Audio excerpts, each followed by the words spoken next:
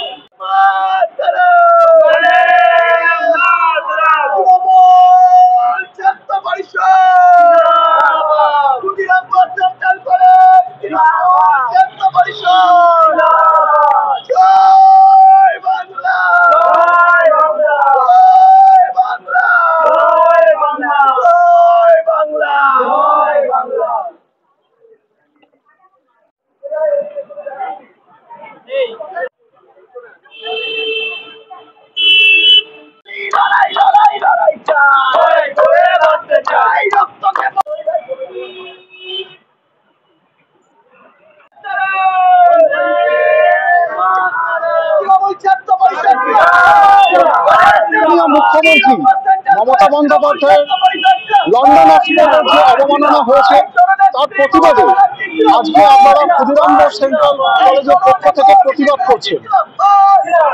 এর পেছনে কি কোনো রাজনৈতিক অভিসন্ধি দেখছেন? প্রথমত একটা কথা বলি, এই অক্সফোর্ড বিশ্ববিদ্যালয়ে ওরা তো মমতা বন্দ্যোপাধ্যায়কে আমন্ত্রণ করেছিল, সেখানে এসএফআই কি করতে গেছিল? একটা পরিকল্পিত ঘটনা ঘটানোর জন্য কি এসএফআই ওখানে গেছিলেন?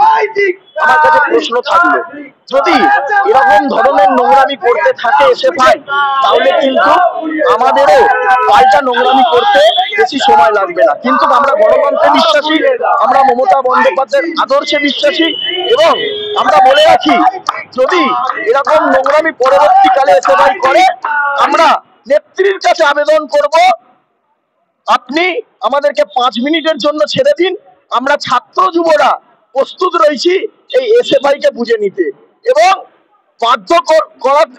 বাধ্য করাবেন না। এসএফআই এর কাছে একটাই প্রশ্ন করব, আমরা কিন্তু রবীন্দ্রসঙ্গীতে বিশ্বাসী, এবার বাধ্য করালে আমরা কিন্তু ডিজে বাজাবো। খালি নেত্রীর কাছে একটাই অনুরোধ, আমাদেরকে 5 মিনিট ছেড়ে দেওয়া হোক। আমার নাম সাবধান মিয়া, আমি ক্ষুদিরাম বোস সেন্ট্রাল কলেজের সাধারণ সম্পাদক।